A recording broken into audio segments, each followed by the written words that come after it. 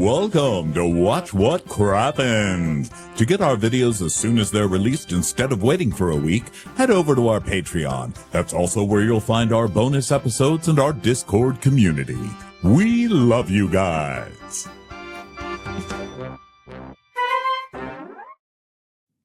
Well, hello, and welcome to Watch What Crappens, a podcast about all that crap on Bravo that we just love to talk about. I'm Ben Mandelker, and joining me today is my fellow OnlyFans creator. It's Ronnie Karam. Hi, Ronnie. How are you? Well, hello. How's it going, baby?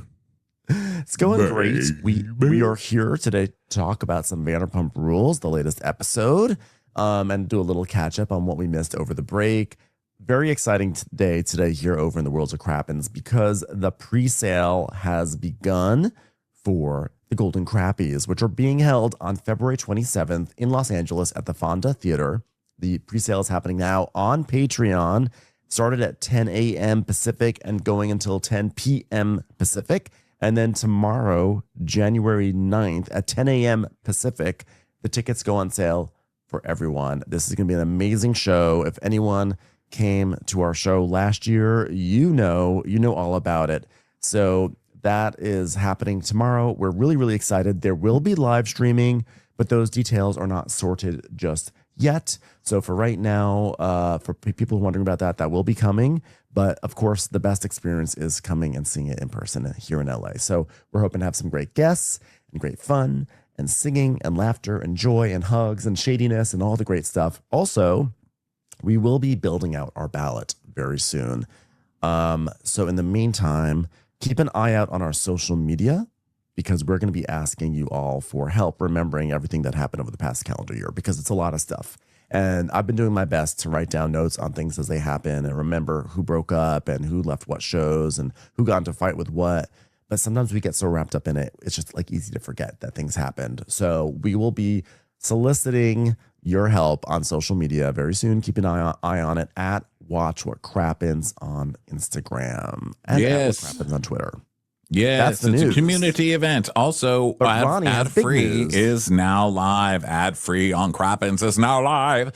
For ad-free, we are now with Acast. You get ad-free through our Patreon. So go to Patreon. You'll see it right at the top there. It's another podcast feed next to the bonus feed. So once you're signed up for that, you can have your ad-free arrive right in your podcast app. Just click, put it in my app, and it'll ask you what app you like to use, and it'll go right into your favorite podcast app. So thank you so much for everybody on Patreon. Patreon is also where you get our bonus episodes and videos, which we do every day.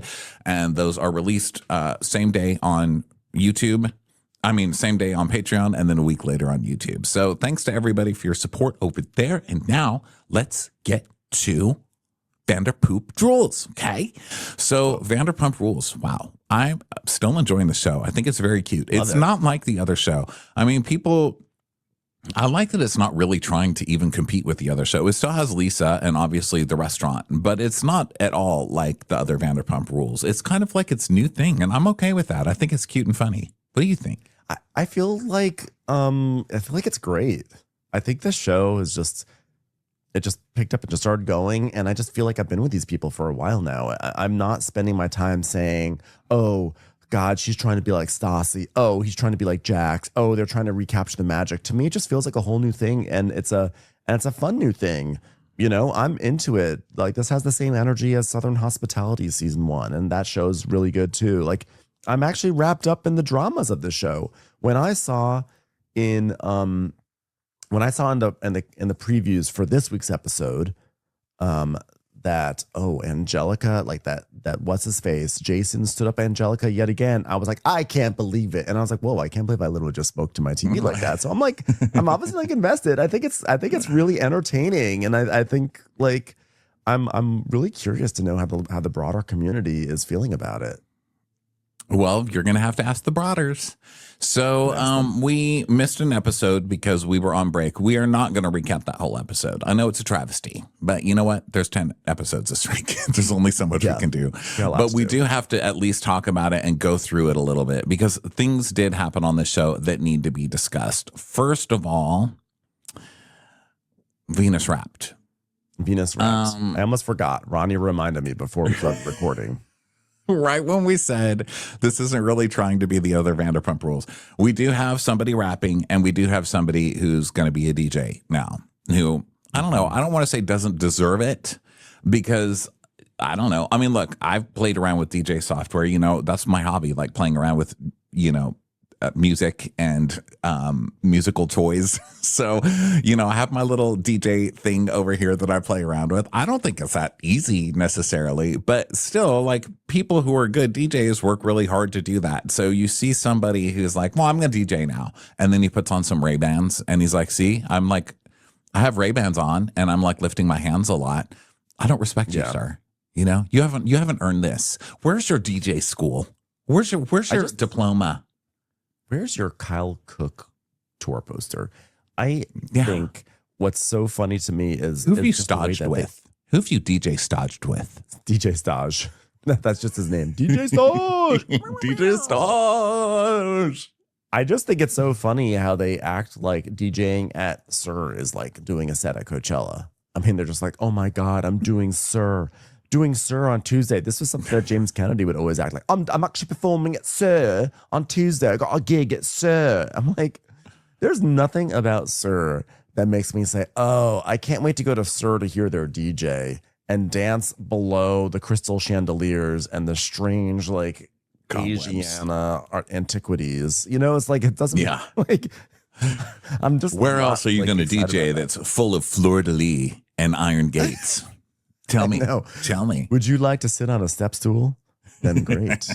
Do it at Sir and listen to great DJs. Like if you said Tao, like DJing at Tao, I'll be like, okay, that's cool. It's like a famous nightclub. It's like a thing. But like, I don't, it's like being able to DJ in the presence of Natalie. I don't know why they get so excited. Yeah, they sure are though. They're very excited.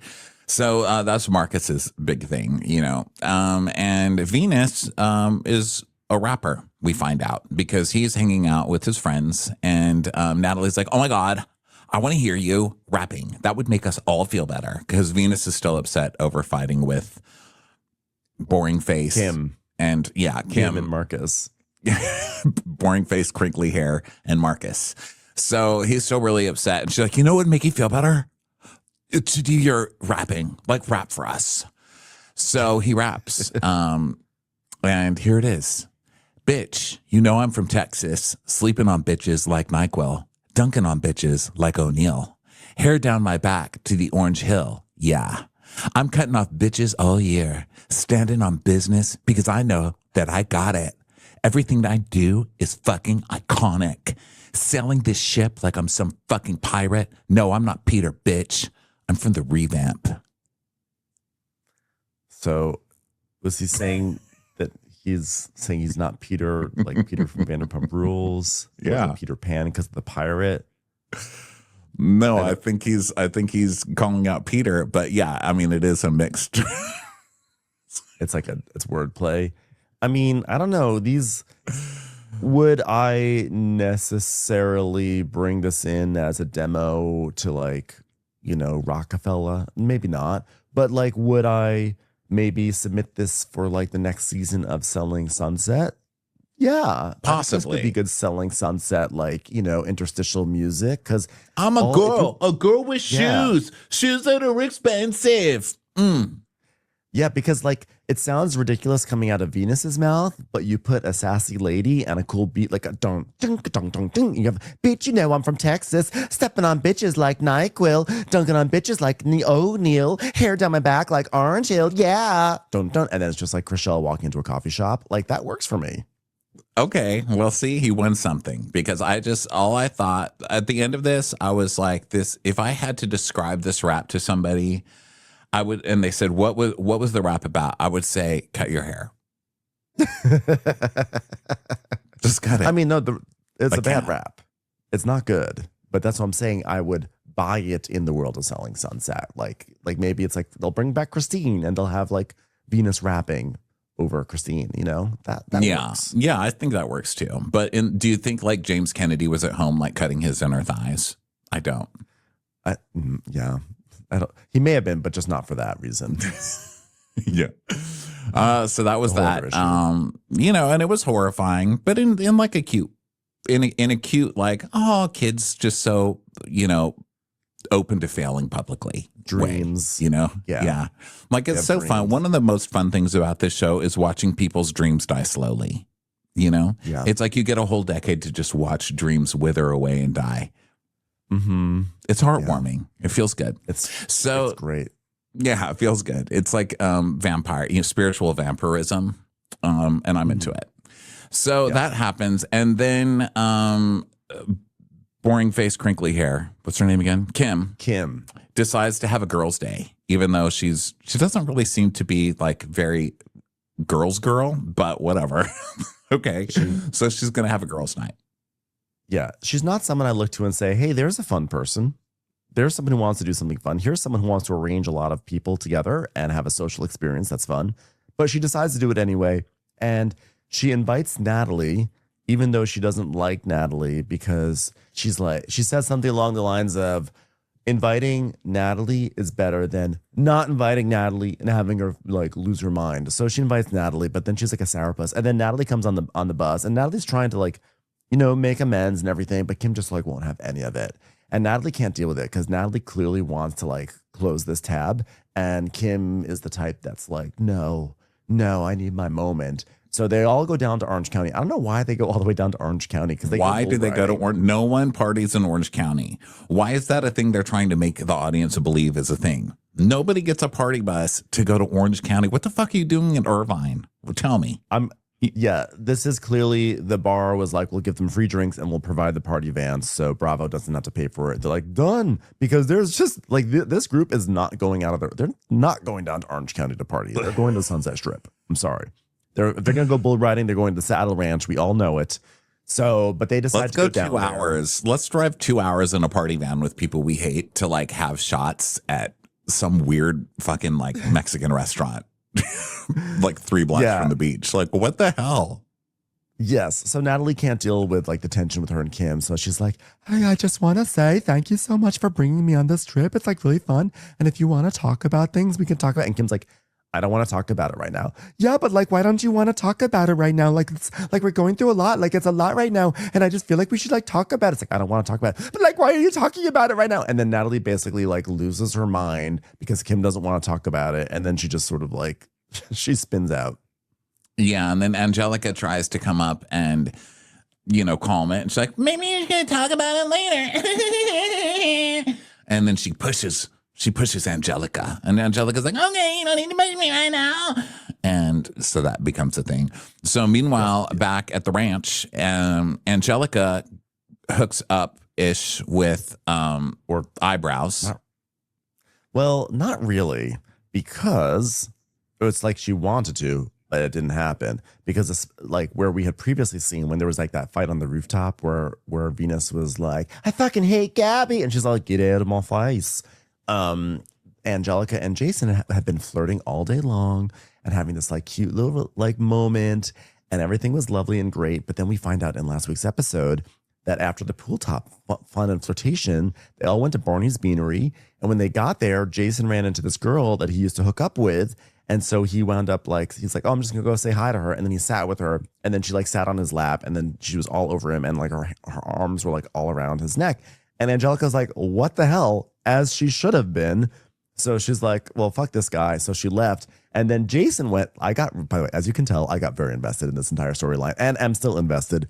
Jason then went, and in response, he unfollowed her on Instagram, which I'm like, what the fuck? And I feel betrayed because you love little eyebrows so much. And I felt like I was like, little eyebrows, you were supposed to be the sweet one, and you're doing some fuckery here. And like, on behalf of Ronnie Karam, I will not stand for this.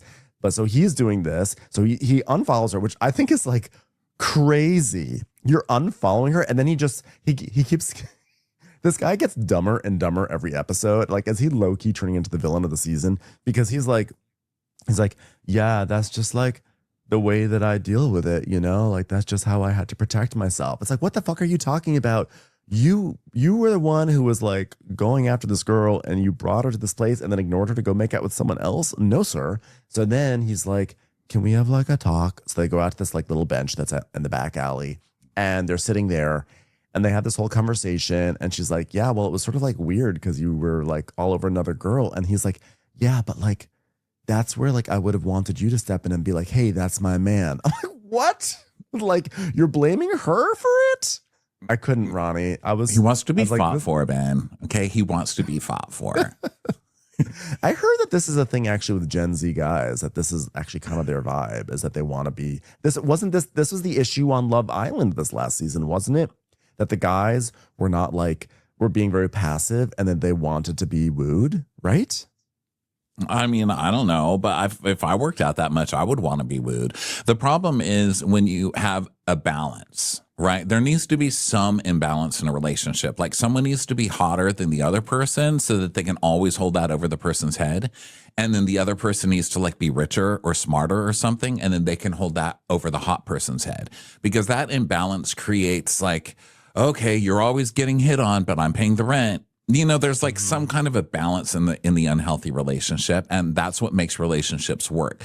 I think if people are equally poor and equally hot, it's not going to work.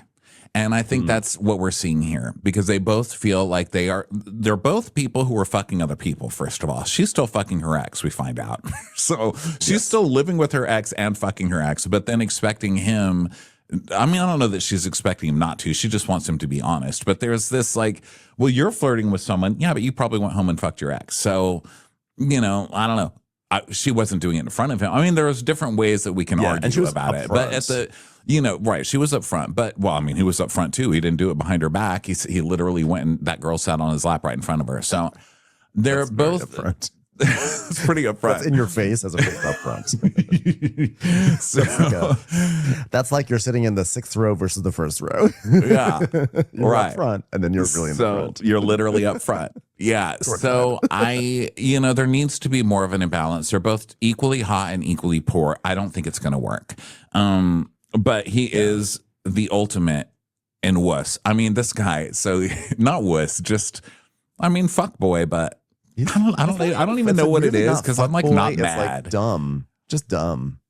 He's just dumb, and he's self-involved, but also sensitive, but really only sensitive to his own needs, which is very Vanderpump Rules, you know, where she hurts his feelings. But then, so to make up for it, he texts her at girls' night, and he's like, hey, I'm going to be hanging out at, you know, wherever Kyle Chan is. Tom. I'm going to be at Tom. And I want you to stop by. That would be really cool if you stopped by. And she's like, maybe, I mean, probably not. But, And of course she does. And then he's not even there. That's what we find out today. Like, I was like, are you serious? Because first of all, I was mad at her that she even said yes. But one thing I really loved is that when he texted this very simple text of like, we're gonna go to Tom's, he like misspelled every word in it, and I love she was so judgy about it because she read it out loud, and every time there was a typo she would like read it slowly and like loudly for everyone, like, hey, go to Tom, right, everyone? And I sort of like loved her judginess about that, just because he's such a fucker. He's like a real little fucker. And also, don't forget that when they were talking about things on their little bench, she asked, are you in a situation, by the way? And he's like, no, but I mean, I've got options. Like, shut up. And she goes, I'm not an option. Like, who says that? You're trying to like woo someone and apologize, and you go, I've got options. He is such a fucker. I should have seen it coming because it's Vanderpump Rules, but they made him seem like he was the sweet, young, innocent one, and he was going to be like the good one. And like right away, he is like a 5-alarm fire. And so I'm just like, but it's hilarious. I have options. She goes, okay, well, I'm not an option. And he's like, wait, what? Like that hurts his feelings. You know, he's like, I know. But then she kind of acts like an option the entire time. Like because basically they were like, bro, just invite her out. It's not over. Come on, bro. And so then he does it. And then she just must be horny. I don't think that she should have gone and said yes, but she said yes. And I was massively disappointed in her. But by the way, that little scene on the bench ended with a fight, right? Because she was just like, fuck you after that options thing. It all went sour. And then I think he went, because he goes, your energy is like a little clingy with me right now. I'm like, you're the one who asked her to the bench. She's the one who decided not to hang out with you anymore. Yeah. So that's a mess. And then the other thing that happened was Venus broke up with Marcus. He's like, I've had it. He's like, can we talk? And Marcus is like, what you got for me, brother? Like he tries to get all cool. It's like, what you got, brother? Yeah. And he's like, most of the men in my life have treated me like shit. I'm not Peter. I'm from the revamp. Bitch. He's like, okay, can we just take the bad rapping out of it and just have a discussion? He's like, well, I've never had a straight friend, and you've been horrible to me. You've been worse than gay people in the way that you betrayed me. And you told everybody that I talk shit. Nobody should do that. I should be allowed to talk shit about you, which I have to say is true. Like, if you're with your friends, if you're with your real friends, you should be able to talk shit about people and trust that they're not going to go just tell everybody everything the second that they get mad at you. Who would be friends with trash like that? I wouldn't. I mean, is he bad for talking shit about everybody in the restaurant? Sure. But it's his God-given right to talk behind people's back. He pays taxes, I'm sure. Yeah, I've never worked in a restaurant, but I just have to assume that like part of working in a restaurant is talking shit about everyone else at the restaurant, right? Yeah. That's what you do. I mean, in life, like what job is there that you don't do that? It's what you do. Yeah. Yeah. So I think he has a good point. He's like, okay, maybe I overreacted to you and yelled at you and whatever, but for you guys to take all my personal gossip and then go spread and tell everybody is not cool. It's like very dangerous liaisons of you, and I don't appreciate it. And Marcus is like, whatever. So they broke up. They have like a standoff, which is great, where he's like, all right, fine. Venus is like, you can go now. And he's like, you can go now. Yeah, why don't you go? You can go now. No, you go. You can go now. Go ahead then. Go. And so then he does go. Marcus does go. And then Venus is like, yeah, that's right. I'm going to stay here and text behind a pylon. I'm just going to walk around this. I'm just going to stand by this wall over here. Even though I need to be inside, right? When you realize that like what you've claimed is like a ratty old parking lot and a bench, and Marcus gets to go back inside to the warmth and like free cocktails. So and then fun there. And it was a funny episode, and actually also it was funny the way it ended because Natalie was going back to Orange County. Natalie was having that freak out, and the girls all decided, well, fuck it, we're gonna have fun. So they're all like jumping on like the mechanical bull, and they're all drinking and like woo. Like woo girls, they're having the best time, and it keeps cutting to Natalie. She started talking to her friend on the phone, and they just see her at the table, and the girls are like swinging around on a bull behind her, and she's just like, I can't even believe it. Like I'm literally here crying. Like worst night of my life. Like why can't you hear me? Like try making me out to be the bad guy. Like what the fuck did I do? It's ridiculous. And the show just ends with her in the middle of her ranting. The show's like we don't even care about what she's saying. It's just like we'll fade to black. I think my favorite part of the whole thing was it when she's like, yeah. Like, if you're like at SUR, like if you're working at SUR, you're like an artist. Like, you're a talented person. Like, we're all like showing off our talents, like acting, modeling, or singing. And then it cuts to her going,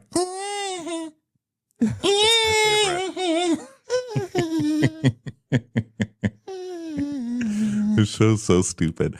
Okay, so now let's go to the current episode, which is season 12, episode 5, Seeing Red Flags. So, speaking of red flags, let's go out to see what the surf is like. It's Chris and Audrey, and they're surfing. Gotta say, I really enjoy Audrey. She's definitely a standout for me. And the last episode, also, Chris and Audrey shared a kiss, I believe. I think that was their first kiss. So they're surfing, and then Venus is washing. For some reason, he's like washing his car on some random street in LA, and he's acting like he's in a music video. He's like on the hood. He's got like short shorts on. I'm like, I was expecting to be like, oh, and there's Natalie filming him, but he was just alone, just with a camera crew. I'm like, what? Yeah. What are you doing? Real slow mo. Erica Jane and her, Erica Jane. It's very Erica Jane from this season. And then we see Shane taking a shower, earning that money.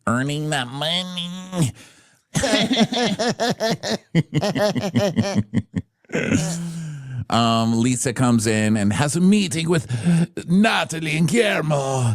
So she wants a progress report on Chris. And Guillermo's like, oh, at the beginning he was kind of lost, but now I think he's great. Oh. And so he finally cracked Aperol spritzes, guys. He figured out how to make them. Yeah, we see him trying to figure out how to make an Aperol Spritz on the computer. He's like, I can't even find it. I can't even find Aperol Spritz. Where is it? What's in it? So why isn't this alphabetical? And Lisa's like, oh, well, the girls sure seem to love him. And then we cut to like these tourist moms from like Oklahoma in like really bad dress barn, like,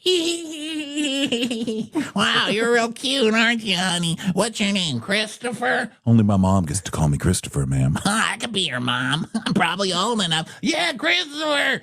Good time, girl. He's like, oh my God, ladies. Oh my God. Number one fan on your OnlyFans. That's me. He's like, I don't know. I think you're a little bit. In 4 today. Got it in 4. Right. He's like, I don't know. You're a little too young for me. Oh, you stop it. You look like you're 24. So now back to present. Natalie is like, well, somebody made a comment on social media that he is like a sex worker, some sort of prostitution. What do you think? And he's like, what? A sex worker? Yes, a sex worker. So Lisa tells us. I love Lisa pretending she doesn't know what a sex worker is. She's like, oh, what? A sex worker? What is this? Lisa, you run like the biggest human trafficking spot on that block. Are we still pretending that you're not just running a human trafficking ring? Because I do not buy it, ma'am. So she goes, he's a sex worker. Pause. 3, 2, 1. Well, so am I. I mean, it's a fucking job when you've been married for 42 years. Get it. What defines a sex worker exactly? On a scale of la-la to la-la.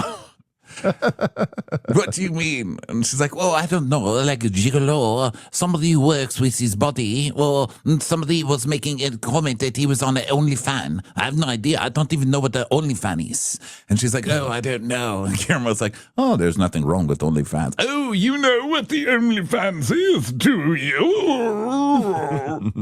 Well, you know, I heard about it. She goes, oh, wow, look at his phone. He looks guilty. Go in there, Natalie. So Natalie is like, well, what you do in your private life is none of our business as long as it doesn't hurt anyone. Even though it's none of our business. However, I will bring it up here literally at our business. Well, I agree. I mean, we come from Europe, darling. Nobody wears any clothes in Europe anyway. I mean, for God's sake. I have to say, so one of our listeners... Actually, a couple of our listeners, thank you, boys, sent me links to eyebrows doing a nudie massage video. Like a guy was massaging it nude, and there was wiener and everything. And so I was like, well, that was pretty good. Hello, share the links. Hello. I can't believe I didn't actually. That really is shit. I'll send it to you in a second. So I saw it and I was like, oh my God, is this what his OnlyFans is? So I've never gone on OnlyFans before, which... Have you? Yeah. I mean, I don't know if is it like so normalized that everybody's gone on it, or is it like terribly embarrassing to have gone on it? Here's what I've done with OnlyFans. Sometimes I'll be like, I'm so curious. I'll click on and I get to the page, and of course, then there's like all these locks, like padlocks, like locked content, and I'm like, oh well, and I just turn around and go back. It's like I see. It's like I drove to the store and saw it wasn't open yet, so I just turned around. I don't like bother trying. I'm like, I'm not paying money. I'm not paying. That's my experience with OnlyFans as well. I get to the locks and then I look at the, it says like join and it's like $30 a month. I'm like, $30? Are you fucking crazy? That's more than Netflix. I ain't doing that. For some reason, I always think that like maybe this time when I go, there'll be like free content, and there's like literally never been free content. So I'm like, oh well. Yeah, there should be like a clip. I mean, something like a preview, like here's just a little bit of penis. Yeah. I don't know. So there needs to be something. You have to go to Twitter for that. You go to Twitter and people will be like, here's what you can see. And you might see like a tease or. Okay. Well, I did. So this is what I did. This was my journey. So I went to the Twitter. That's where I first found him. And I mean, obviously hot, a little too waxed and worked out for me, I'll say. Like too much. It's too much. It's intimidating. Not that much. And a little hair never hurt anybody, you guys. I mean, seriously, all you are razor burn. You know what I mean? You're not huggers. I'll tell you that, shaved chest people. So I went on there and I was like, okay, I'm going to go on the OnlyFans. So to get on the OnlyFans, I've never signed up. This whole thing is like national security. You have to put all of your shit in there. It's so embarrassing. I was so embarrassed that I did it, but I had to see eyebrows. I was like, I need to see if that video is any indication, just for business, like we're recapping the show, it's my duty. I was like, it's my duty to go. Thank you. Yeah, that's right. So right off, yeah, right it off, right it. So I went over there and signed up, put my birth certificate in there, my passport, my social security, my oh no, and then you found out it was Larsa Pippen by accident. Oh, I'm so sorry, Ronnie. No, but I did go in there and it was $11, which I found and I was like, $11. I wonder what he's doing for $11. Yeah, a month. So I sign up, I was like, okay, I'll give you my $11. So go in there. It's just him shirtless or in a jockstrap. There is nothing in there. I can't believe that cost $11 damn. I can get that for free on your Twitter, sir. I need more. I had a feeling that he was not going to show any peen. I don't know why. Because I think it's like public. I did see it in that other video, but that other video wasn't on the OnlyFans. It was from some other link. Oh, so was that like maybe before he was on Bravo? So maybe he like scrubbed all the didn't get them all. Yes. So anyway, my review of his OnlyFans, not enough for $11. Listen, our Patreon can be $11, but you get videos, bonus episodes, ad-free now. There's a lot of stuff. This is just you without a shirt. I mean, you get that to me every day on the show for free, sir. And I did not get a refund. I don't think you can get a refund. I'm sorry. He's too waxed. Can I get a refund? So I didn't get a refund, but I did, cancel it. But I was proud that my first OnlyFans moment was for eyebrows. Yeah, I also feel like you're not allowed to talk about doing OnlyFans on the show and be like so proud of it, like you're doing like he's talking in a way of like, yeah, so I did it. Like, no, it's totally fine. Like we should embrace sex work and blah blah blah blah blah. Like that, his vibe is like that. Like it's 2026.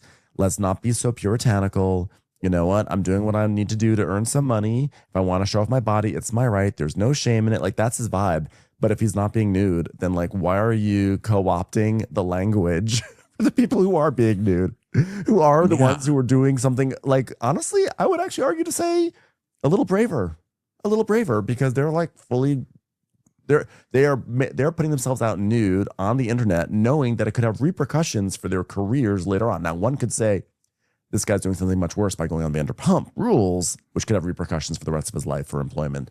But I just think, like people are putting themselves in a riskier position, and then you get to still talk as if you're doing something equally as risky when you're just showing photos of yourself in the same way that you're giving out for free. So to that, this is a double fail for the eyebrows this week. Both the eyebrows are going down in flames. It's interesting the way that you put it, because you're right. I mean, it's such a puritanical place that we live, right? Where it's like OnlyFans, like sex is great. And like everyone has this like free to be you and me kind of sexual attitude. But you're right. I mean, at the end of the day, it's like, oh, I'm a sex worker, but you just take off your shirt.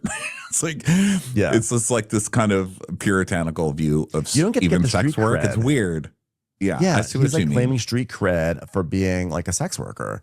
And it's like, you don't have any, you're actually just a ripoff at that point. You're a shirt off ripoff because you're getting money for people to see you shirtless, which is just what you're doing anyway. But good for you. I mean, if you I'm not going to say good for you. Yeah. I mean, good for you if you could do it. I say. I mean, I'm gonna have an OnlyFans where just people pay me to put my clothes back on. I'll start with my fupa out, and then people are like, "Oh my God, please, Ronnie, please, at least some underwear." I'll be like, $300, $300. I'll put on some underwear, and then until eventually I'm just like putting a balaclava over my face at the end. Denise Richards shows tits, so like eyebrows drop. I do not like the word tits. Can we not? Boobs. She shows her bosom. Yes. She shows her breasticles. But the point is, okay. Well, that's enough of that. But I get you. And I agree. I'm just saying, like, I need more. I need more for $11. Is what I'm going to say. Now, then, did I pray and ask for forgiveness and delete my OnlyFans and slap myself on the back with a whip? I did. I felt very terrible. But, it was fun while it lasted. I mean, it wasn't really. It was a waste of money. But anyway, that happened. So they're talking about him being a sex worker. They don't really care because we're at SUR. So then they're talking about this party that they're going to have. And it's for Guillermo because Guillermo is the Spanish George Clooney. She puts his picture up next to George Clooney, and they do look exactly alike. I've never realized that. Have you? Yeah. I just never thought about it very much. I don't spend a lot of energy thinking about Guillermo, I'm sorry to say. But they did actually look quite similar. He's produced a movie, and so they're going to throw a party for the movie's premiere. And so it's going to be a big event. All hands have to be on deck. All right. And Natalie is, they start talking about second chances. And Lisa says that she's all about second chances. Marcus seems to be doing better. Speaking of second chances, he wants to be a DJ alongside McKenna. I don't want to say no to anything to him right now because I feel like he's been struggling so much ever since I learned he was a broken bird all this time. It's just changed my entire attitude about him. So please don't let his wings be clipped any further. Let's put that little bird on the DJ table and raise the roof afar. Well, when I thought he was just a well-adjusted, handsome person with everything going for him, I said, no, you won't have a chance. But when I found out that both of his parents had tragically perished and his wing was broken, I said, DJ Broken Bird, get up there. Get up there. Bleed all over the decks. Put your broken wing on the turntable and spin, goddammit, spin. Did you ever know that you're the wind that's not beneath my wings, which is why the bird crashed, broke its wing, and became a DJ? You are the wind above my wings because you're grounded at the moment for your broken wings. Do a remix.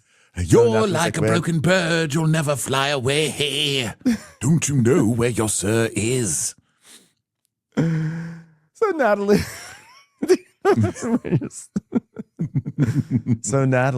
is like, well, let's see if he's any good, because what is the next step he's going to ask you for? And Guillermo goes, to drive your car. No, he asked me that the other day. He said, can I borrow your suit and this and that? And Liz goes, he asked, can I borrow your suit? He did not,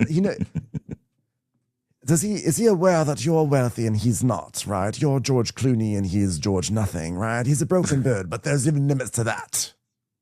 He's like the Pandora of Sir. Oh, give Pandora. Him a shawl. Pandora's just walking around in a Vanderpump pashmina behind her like, Mommy, why haven't we seen Pandora trying to hang out with any of this cast yet? That's something that's missing.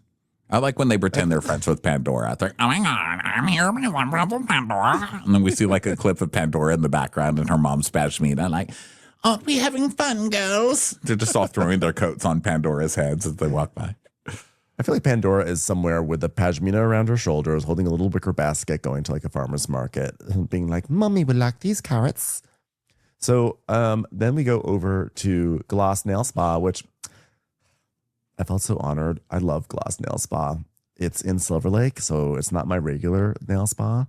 But when I am over there, sometimes my friend Jessica and I go to Gloss Nail Spa, and they do a great job. So unsolicited testimony from me. But Angelica is there with Natalie, and so they go in, they say hi, like, oh my God, you look amazing.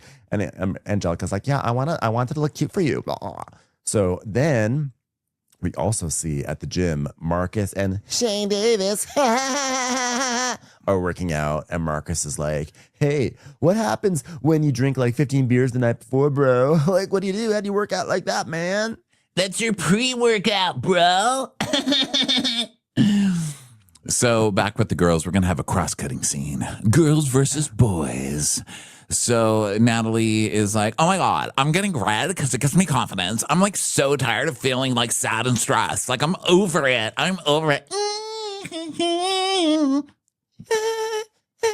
Angelica's like, yeah, you've been sad. Yes, Natalie did push me at girls' night, which was not okay. And we see a flashback of Natalie doing that to her. But she goes, but then she called me the next day and apologized. So I'm just like trying to give her some grace because clearly she's going through something. I'm like, give her some grace.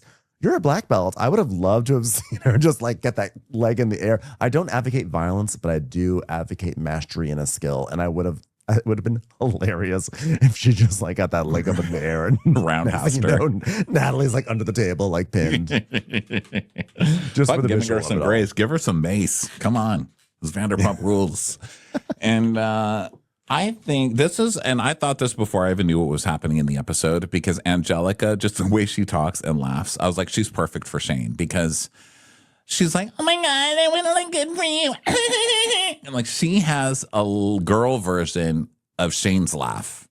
Once you see it, once you hear it, you will not unhear it. It's the same laugh, but a girl version. She goes, and he goes, it's the same. They even have 3 heads. So Natalie's like, let this be a lesson to everyone. If you want to invite me to girls' night and avoid a serious conversation, like, don't be upset when I crash out. So Natalie then is telling Angelica that, like, I really would have loved for, like, after girls' night for Kimberly to say, hey, I hope you're okay. Hope you're feeling better. We'll talk when I'm ready. And she sent me a receipt. What the hell? She's like, yeah, the bill from the cowboy bar said, hey, can you Venmo me for your stuff? Girl, I was like, what? Like, both of you guys, like, honestly, like, I need to take like a break, honestly. Like, take a beat. Like, that conversation will be like had when like both of you are ready. But like, I'm here for you, girl. Like, that's what I just was like, that's what like I wanted to say. Yeah, and so Angelica's working, but she's like low-key stressed because I have to see Jason tonight. So then we go back to the gym, and now Jason has joined Shane and Marcus, and he walks in with a gallon of water and a gallon of eyebrows. And he's like, hey, guys. So they're talking about... Who's that stud? Who's that stud? He's like, I know, I'm dehydrated. And so Marcus is like, yeah, well, you just missed us on the flatbed. You snooze, you lose. Yeah. Like, yeah. I got a half titty, bro. I'm trying to grow that shit with my half titty. Jason's like, can you grow half a tit? Honestly, looks good though, bro. Looks good. He's like, yeah, my little titty's bigger than most titties, so at least I got that. Like my half titty. It's pretty good, right? He's like, yeah, so how's the rest of the night, guys? Was Angelica pissed that I didn't show up after I invited her out and wasn't there? This is where we find out that Jason didn't even show up to Tom Tom, where he made Angelica go after her 3-hour journey from Orange County. What is wrong with you? We had to sit and watch a whole scene while you and Marcus sat there like a beautiful mind trying to figure out what to text Angelica to invite her out. Oh, they had this whole thing. It's like they had tried all these different drafts. We watched you do this whole thing. You finally sent something out, misspelled. And then after all that, you don't even show up. You stood her up for your I'm sorry date? No. Yeah, well, during girls' night, Jason texted me and was asking me to meet up with him at Tom Tom. And we see that. And she goes, and they didn't even show up. Like, what the hell? So then back at the gym, Marcus is like, yeah, you could tell she was really pissed. He's like, yeah, but I called her last night and I was like, listen, like, I'm really tired. And like, I got an hour ride home. So like, I just worked all night. Boop, hung up. I was like, God damn. I mean, okay. Well, then text her and say, I'm not going to go after all. Hope you're having fun. Like, the girl was in the car 19 hours, sir. She went to Orange County, back from Orange County. She went to another country. Come on, man. Yeah. She went to another country. And you're like, I got an hour drive home. Well, then why did you invite her out in the first place? So Angelica's like, yeah, like he like called me and was like nonstop texting me about like how he wants to take me out to dinner. And I guess like make it up to me in some way. That's like giving mixed signals. Yeah, like mixed signals because like I don't necessarily want anything serious because I literally am getting out of my 1.5-year relationship now. Except we live together, so nightmare. Yeah. And she's like, oh my God, but do you guys like sleep separately or do you still sleep together? Like, what is that? And she's like, yeah, but like, I mean, we still hook up. Yeah. Like, I mean, it's just easier, girl. Like, I don't want to be out there on these streets. So Natalie's like, I mean, duh, they're still living together. I just wanted to confirm. Like, I'm not saying it doesn't make her like totally messy. I mean, it's like messy, but like, that's why she's going to fit in sure just fine. She's like, listen, I'm getting it in, you know? It's like, well, doing what you need to do, girl. Yeah, I'm getting it in where I can, girl. Yeah, girl. Yeah, girl. Pluck it. Game has to be strong. So, like, maybe Jason, like, he's, like, cute, like, a little distraction in the midst of this. So, basically, she's like, whatever. I think she just is looking at Jason as, like, just, like, someone to hook up with at this point. So, now we go back. I hope that she's joking about pullout game. You better be putting in some pills down your throat or something. Don't make me come over there in my auntie van and like give you a, what do you call it that you put in your arm? A condom. Like the birth control in your arm. I'll do it. I'm going to become licensed for that. Just for my nieces alone. I'm going to follow them around and be like, you need a shot in your arm. I've got a little device to put in there. This is only going to hurt for a second. Be careful, Angelica. It's a dangerous world out there. You don't want to one day, 9 months later, just eyebrows come out of you. Yeah, that's a disaster. Yeah, pull-out method doesn't work, just for the record. So Jason is like, oh, man, guys, I'm all about Angelica, and I want to hit her up. It's just like, just let me do that. Like, let me just like take the step and be like, hey, I'm sorry for what happened the other day. It's like one sorry. That's all I need, man. That's what I can do. Like, why can't she let me have that? So back at the other place, Natalie's like, yeah, I usually date people at work, which is what I'm like trying not to do anymore. It's just like, it's very incestuous. It's like very, very incestuous. Sorry, I just like working on my craft. So now we go to the restaurant and Chris, Marcus, and Demi arrive at Sir. And McKenna's like, are those shades you're wearing tonight, Marcus? And he's like, yeah, I'm going to go like talk about black shades, you know, just go matrix on them. I'm a DJ now. All right. I've got Ray-Bans. Yeah. And then Venus is talking to Natalie, seeing how she's doing. And she's like, yeah, I'm just like trying to plan for this event. Like, I think like, you know, nothing got done that was supposed to get done bar prep wise. So, and Venus like, are you kidding me right now? But then we just go over to the Clouds premiere where Lisa is doing some press for it. And she's like, oh, I know this film is great. It's about aliens or cowboys or something happening. Europeans walking shirtless and naked. I've heard a lot about it. And Guillermo's worked very hard. He's just a good man and deserves everything that comes his way. The only shame is that his wings are just too supple and intact. Someone break his wings already. I would just like to thank my dear friend George Clooney for being too talented to actually do this film, which is why we've given the chance to my restaurant manager, Guillermo. Let me tell you, Guillermo's not afraid to bust a table. Right. Thank you. Thank you, international press. So they're all getting ready for this giant party and everything, and people are showing up, and Angelica shows up, and there's like tension between her and Jason because of everything. So Jason's like, okay, let me go to the bathroom and fix my hair. So his hair, you know, he already has kind of that like Playmobil hair, you know? It's like that circle. It's like Velma hair. It's like there's just like a dome of hair around his head. So he goes to the bathroom and he puts his hands through it. So now it's all spiky and deranged. I'm like, I appreciate the tribute to 2004, but like, can we update this hairstyle? Yeah. Chris is like, you look like Zac Efron. In 2004. Again, 2004. So now we see Marcus at the DJ booth training, and McKenna's like, oh, God. All right, here we go. Another fuckboy. I have to train to do my actual profession. He's like, bloop, bloop, bloop. She doesn't let him touch any buttons, which I actually like because he's supposed to be learning. He does not get to touch anything. He just stands there behind there. He just stands behind there with those sunglasses like, yep, Ray-Bans. That's right. Ray-Bans. Borrowed these from Guillermo. Yes. So then Jason goes up to Angelica and he's like, with now his hair spiky and like off to the side. And he's like, hey, I haven't seen you in like a week. She's like, yeah, it's been a while. I'm not going to lie. Imagine if she lied. It's been a very short amount of time. Why are you lying, bro? Thanks for not lying on this critical piece of information. So they go have a sit down, and he's like, so I just want to say, I'm just like really sorry about everything from before. Like, I wasn't ready for the first time we talked. And she's like, yeah, I was a little like confrontational, not gonna lie. Like, not gonna lie about it. Cause like when you said what you said, like it kind of insulted me. Not gonna lie. I'm not gonna lie. It wasn't like a compliment. That would be a lie. And so we see a flashback to him calling her clingy. And he's like, well, I didn't mean to insult you. I mean, clingy doesn't have to be a bad thing. I like my girls clingy. Except you said, whoa, I'm getting a clingy energy from you right now. I'm not sure about this. So I don't think that was a compliment, especially by the way that was not you a compliment away from her. Yeah. He's like, honestly, why are you boiling? It's like you're boiling my bunny right now. Sometimes people like boiled bunnies. Like, what do you want me to say about it? Yeah, what do you want? He's kind of giving Craig vibes a little bit. Like, he sort of has that, like, he's sort of leaning into like little boy. He's like, oh man, my heart's beating so hard, you know? And then, but he's also like, obviously like a liar, and like, he's always sort of changing the truth and the reality. So Angelica's like, I mean, if I'm your girl, then I'll be clingy.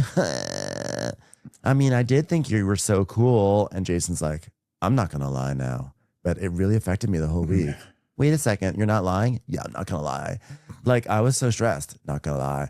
Cause like I met you and I thought like you were like really sweet, and you're like kind of the person that would actually like to get to know. So yeah, like you're the kind of person like I wish I didn't even ever see ever again. That was a lie. That was a lie. That one was a lie. That was a lie. 2 truths and a not gonna lie. Isn't that just 3 truths? Not gonna lie, you're totally right. Well, maybe I'm like not even willing to give you a second chance. Just kidding. It's Opposites Day. That was a lie. Oh my God. I was getting so lost in that because like opposite days, but like also like not gonna lie, I couldn't really follow that. So like, thank you for clarifying that. He's like, well, I know that you do like Taekwondo and I do jujitsu. And I was thinking we could go to jujitsu together tomorrow. Oh, okay. So she does Taekwondo and you do jujitsu. So you're going to do your thing. Yeah. You're going to make her do your thing. Yeah. I was like, that's not, I feel like, I don't think what he realizes is that like he has been like, he's gone to the doghouse like a few different times now, and she keeps on letting him out for no good reason. And he doesn't seem to realize like he needs to kind of like bend to her a bit. And so he keeps doing these things. And she's just like, okay. She's like, are you asking me to put you in a chokehold? He's like, yeah, I would like that. Not gonna lie. And Angelica's like, Jason really tries hard to project a lot of confidence, but like, once you peel back a little bit of that ego, he actually can be like very endearing. I can't help but like want to give him another chance. I'm like, it's your 5th chance. And I don't, yeah, endearing is fine, but he's also literally standing you up and lying and being crazy to you. Yeah. She's like, but he's like a little puppy. Like, would you want to take that home? I mean, if it's rabid, no. Don't fuck a puppy. You know, I mean, that's what I would say. That would be my advice to you. Yeah. And she's like, okay, well, you can just like text me and I like won't ignore your call this time. He's like, oh my God, so you did ignore my call. It's like, yeah. So now Audrey and Kim arrive, and Kim's like, so I feel like everyone's staring at me, so I guess I'm just going to go in the kitchen and pretend like this isn't happening, okay? Because she gets there and it's awkward energy. And Natalie's like, are you okay? Are you okay, Vino? Are you okay, Vino? And he's like, I just don't want to like fight with her because like I love her. Like literally, like I don't even want to fight with her. Like I literally don't even know we're fighting right now. I think this is actually Natalie, not Natalie, but it is funny to think that Natalie is caring about. I don't think Natalie even knows who Venus is. So so Natalie's like, what happened? And so Venus is like, I just like want to move on. Like I just want like everyone to just like fucking like make up and just like bring peace. So that's where I'm at in my headspace right now.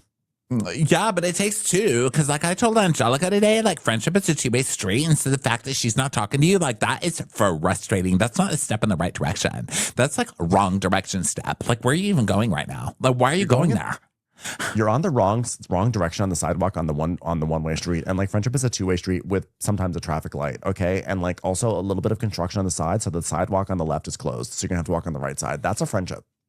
Yeah, Venus is like, well, even if Marcus like doesn't want to repair a friendship, like I don't want to like lose Kim. Like who wants to lose Kim? I mean, like everybody needs beige in their lives. Otherwise, like fun throw pillows don't make as much sense. You know what I mean? We all need basics. Like America is thinking right now, we cannot lose Kim. Kim is so vital to the success of this show and the success of my life. I cannot lose Kim. It just feels like I'm missing a piece of home. I mean, I don't know that that's a compliment when you just told us you came from a place with 1 stoplight. You know what I mean?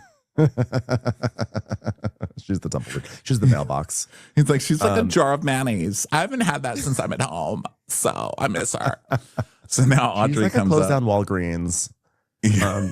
Audrey comes up, and Audrey's like, "Oh my God, I'm so glad I get to wear this." She's in a low cut little red dress thing, and she's like, "Oh my God, look, you match my nails."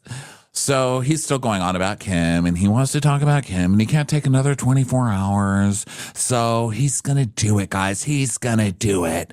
So meanwhile, Kim is at the DJ booth, and he's like, "Hey, you digging it or what? Can't hear you above the headphones. Got some Ray-Bans. Sorry, can't hear your response, but I'm pretty professional right now. That's right." So then Kim is like, "Wow, it's not giving bad boy, McKenna. You're on ab duty. Ha ha ha ha ha. Make sure his abs are okay." So Venus is like, okay, I gotta prepare my hair. Okay, here we go. So I was just like, yes, hair work. So Lisa comes up to the DJ booth and she's like, "Okay, guys, I know you're living in your own little world over here, but you have to read the room. Why are you not playing Pink Martini? Okay, that's the thing that gets everyone dancing." You need to think of the vibes of the restaurant. Like, is there a song called "You Can Run, But You Can't Hide"? Or "I Own You Now"? Or stem cells, give me your stem cells. Something, I need something, please. All right, I hear there's this new jam that people are really into. It goes, you got to accentuate the positive, eliminate the negative. It's going viral everywhere. And he's like, "Oh, well, Guillermo gave us a set list, Lisa. So, I mean, I'm pretty sure he's into it, but you're right. Okay, we'll dance now." And she's like, "Say that again. What did you just say?" "We'll dance now." "No, the other thing." "I forgot." "You're right. That's what you said. You're right. Just keep saying you're right. Now get me some tzedakah. Tzedakah. Get these juices flowing, darling. Yeah, the party's beginning now. Peaches and cream. Let's get some Barry Manilow up in here, darling. If you want the girls to really drop their panties, then just start singing solid as a rock. Yes. Brick house has never failed in so. Let's get physical. Something current and new like that. So then Shane comes in with a new dark-haired girl. Yet another new one. And he's like, "Whoa, no way. Who's that superstar over there in the Ray-Ban?" DJ Marcus is like, yeah, I think I'm crushing it. I mean, I should be DJing here. I mean, not even here, but like around the world even. I mean, if there's a play button on a CD player, I'm there to touch it, okay? If that's what people want, I'm going to give people what they want. Wiki. And now Venus takes Kim outside to the smoking alley to have a discussion. He's like, "Well, let me just start with not really like talking to you and like not communicating you. It's like been really, really hard for me." And Marcus is like, all of a sudden Marcus appears in the doorway. He's like, "Wait a second, I feel a little sad. I want to be part of this." And Kim's like, Go inside, babe. I'm having a scene." So of course he listens to what she does and he's like, "Okay, fine." He goes inside. She's like, okay, well, anyways, first of all, it's been like really hard for me not talking to you, and like I love you, and like I want to move forward, and I can't imagine my life without you, Kim. Like Kim, like what is my life without Kim? You know, it's like I've been in your corner more than anyone here, like more than anyone, and I want to make sure that everything's right with us. You know what I mean? Like I just like you go with everything. You know what I mean? I need a friend that just like blends in. You know, just blends into the background. I like that I could put you like on a white carpet and just never even know you're there. It's like really important. It's really important. Well, I feel like afraid to trust you right now, you know, because you wrote a really mean text after we wrote you a mean text first, but we act like you're the one who started it. And like, I just like don't want to feel that way because like you were the person that I trusted the most here. I was like, okay, well, like maybe I shouldn't have like talked about you like that or talked to you like that, but like I'll never do it again. And she's like, I don't want to cry. I don't want to cry. But like there's like so much like Marcus, like in the past couple of weeks, like me and Marcus, like we opened up to you the most. Like me and Marcus like let you into the me and Marcus circle. Like that's a big deal. It's like a big deal. We just don't like let people into our circle. And then to be betrayed by you, of like all people, it's like we're not only being betrayed by you, but we're being betrayed by like millions of split ends. And you have to understand how that hurts. It's like a really big deal to like let someone into the me and Marcus circle, you know, because like you were the one that we trusted with information of like what sort of sunglasses he was going to wear for his DJ set. Or like maybe do we want to put the chair in the dining room or in the living room? Like those are important things. And we let you into that and we don't let anyone in. And you just like, I don't know, like, was it even real? And then it just cuts to Venus. He just takes both hands. He does a double flip. He just flicks all of his hair back all at once. Like, it's like major hair flip to be like, this is a big moment.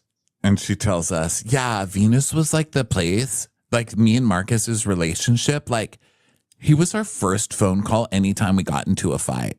Oh, wow. You see, this is people like Kim. She's like, oh my God, he was so lucky. I would call him and trauma dump on him every day. You think everybody gets that? No, he was lucky. He was lucky. I know. What a privilege to be on the receiving end of not one, but two toxic people who call and dump all their shit on him and then probably don't ask him a question about what's going on in his life. He got used by two people at the same time. Wow. What a lucky person. He was that important to us. He was so important because he was the only one who actually had nothing going on in his life, so would had to listen to us. So she goes, until recently, I thought he would love us no matter what. I'm like, you guys were the ones who sassed off to him. If I remember correctly, Venus had a conversation with Marcus where he's basically like, you need to get your shit together. And then Marcus wrote Venus a text that was kind of like, fuck you, bro. Like our friendship's basically over. And Venus was like, fuck you. I never liked you in the first place. And then Marcus then told everyone what happened. But like this was Marcus who escalated it. And they're acting like Venus out of the blue just came for them. And no, Venus was giving tough love and you guys are the fuckers. Yeah, but Venus was too much. And also Venus betrayed Kim in her mind because Venus was sticking up for Natalie. He was telling Marcus, you need to go in there and stand up for Natalie against Kim because Kim's coming for Natalie. And you know that you've called her your sister, whatever that stupid fight was. So I think Kim's like, oh, you're supposed to be my gay best friend. And then you betrayed me by telling my boyfriend instead of coming to be nice to me to go stick up against me with Natalie. And I think that's the real problem. But Venus will never see that, and Kim will never vocalize it because she thinks she's being sneaky. And so he's like, what are you talking about? I got mad at you, but you guys are the ones who outed me to everybody as far as my gossip. Like you told everybody you ruined every relationship I have in this place, basically. And she goes, okay, fair. That's fair. Yeah, you're the bigger asshole here, man. Yeah, that's way worse than him saying be nicer to Natalie. Okay. And also like, he's not property of Kim. And like, I get it. You know, you want your friends to be loyal, etc. But like he's also allowed to be friends with Natalie. And he's allowed to see that there's all this bullshit that's going on like between these. And that it was Marcus who was the real issue in that stupid fight with Natalie. And he's allowed to stand up for Natalie. And Kim doesn't get to just be like, oh, because he stood up for Natalie, that then we as a couple are going to fire off a really hostile mean text. Yeah. So well, there's also the element of being the gay friend because it is kind of like property. It's not the same as being a regular friend for whatever reason. Exactly. It's just not. It's like, that's my gay friend. And my gay friend wouldn't even be there for me and stands up for this other girl instead. Oh, fine. You know, and then it just becomes like, okay, I'm going to ruin the gay friend to everybody else and say all the shit. I don't know. There is something different about it being the gay. It's like they feel like, oh, well, he's the gay, so he's lucky to be with us because he's not with anybody. And he's lucky to have us as an ally, as a couple, you know, since he can't have a couple. He's just the gay. You know, there's something about that. There is. God, you know, this show really is good. The fact I love the stupid things that we're talking about on this episode between this fight and with everything with Jason and Angelica. Like, you cannot tell me this show is not entertaining. I'm sorry. Yeah. This is a good ass show. So And Demi, my favorite rain cloud. I love that Demi, he's hair flipping, and Kim's like, yeah, but like, whatever, like, that wasn't right, and like, I guess I should apologize. And then Demi comes out like rain cloud, just like, hi, are we okay? Because like, it's pretty crowded, so like, you should get back to work. Thanks. I just love her hatred of everyone. So, well, she's also like the manager of morons. I mean, this is like, it's like, okay, we're in the middle of a premiere party. The restaurant is full. Everything's busy. And they're like, do you want to go outside and cry for half an hour? Okay, sure. Yeah. They're just like sitting there smoking cigarettes. Like, hello. I feel like all she wants to do is finish some sort of like bowl from Kava that she got for lunch, and she just can't find the time to do it because everyone is constantly outside having conversations. Can you guys come in and cover the bar so I can finally finish my bowl from Kava? It's always fucking melted. Like, her bowl from Kava is always melted by the time she gets back every time. Some sad chickpeas are left, and she's like, well, now it's not even fresh anymore. Yeah. So Kim is like, okay, well, let's maybe try and talk again, because like I think I'm obviously struggling with Natalie right now. And like your closeness with her isn't necessarily comforting, nor do I feel comfortable being super close to you right now because of that. So she's like, well, we can make up. Yeah. But like, you're my toy, and you have to be like, you have to stay in my toy chest. Yeah. Whose gay are you? So he's like, well, love you. Hair flick, hair flick, hair flick. And he's like, I don't feel like Kim is fully hearing me. So at this point, I'm just going to like love her where we are. And I'm just going to move forward and flick my hair a lot until I have an aneurysm. And so because there's like literally nothing I can do except make you wonder why every time I'm sitting here in a confessional, one of my eyes is crying. Have you noticed that? What is that? Why is his left eye, our right eye, is always crying?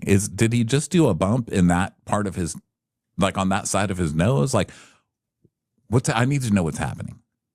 I would like to know why he's dressed like he's a long lost cast member of the movie Widows. Why does he look like he's trying to break into a mansion and steal a vase? Why is ABBA styling you? He's got like, I'm going to do my best crimped hair, but like all black leather and glove outfit.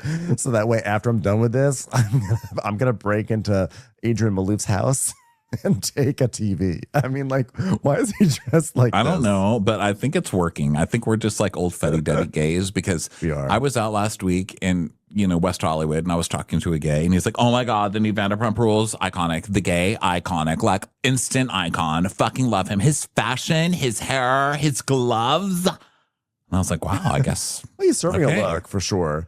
It's just like very funny for this show. This is a show where in every confessional, all the guys have like their shirts like unbuttoned down to their navel, and he is like fully buttoned. He's like all the way covered up in all this black. He literally looks like he just took off his balaclava to do the interview, and he's going to put it back on. And he's going to go like scale down the side of some museum lube style. I love that balaclavas are coming up twice in a recap. It's so good. Did they? Did you mention a balaclava earlier? Yeah, it was my last act of putting all my clothes in OnlyFans. The balaclava.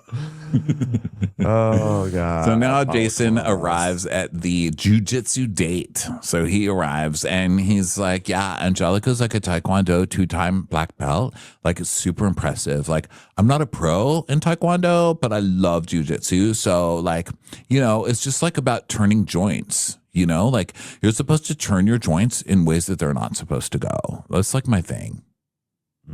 That's great. It's exciting. So he's doing some flips and cartwheels and all this stuff. And Angelica walks in, and she immediately is like, that's cool that you're doing these flips, but you didn't tie your belt correctly. Here, I'll fix that for you. He's like, you don't even know how to tie your belt. He's like, so we find out. Do it for me. We find out that she is a 2nd-degree black belt in Taekwondo, and she was on the national team for 3 years, which is crazy. And we see pictures of her doing this, and we see just her practicing and kicking, and it's crazy. It's amazing. And so she's like, yeah, I mean, this is like different because this is like joints, and like what I do is like, and like it's different because it's like groundwork. So I don't know, like I guess it's strange positions he's excited to put me in. So now they like do some exercises and everything, and Jason like like they're gonna, like the instructor like flips Jason over and do this thing, and now he's gonna like Jason's gonna flip Angelica over, or Angelica's gonna flip Jason over. They're just like doing like floor exercises and stuff, and it's like back and forth.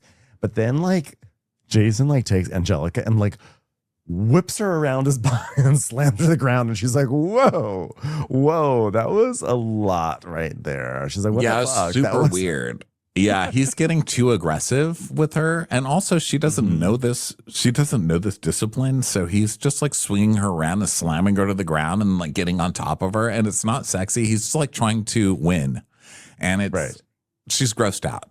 She's grossed out by it. So he now has her pinned down on the ground in sort of like a flirty way, and so she's on the ground, and he's like he's like sort of grappling her, and he's sort of like over her, and at this moment on their date, he goes, I gotta be honest with you with something though. Not gonna lie. At the time, I was kind of like talking to somebody, but like, I just want you to know that it's done. So it's like, she asked you if you were talking to someone and you said no. And now you lied again. Like, it's amazing.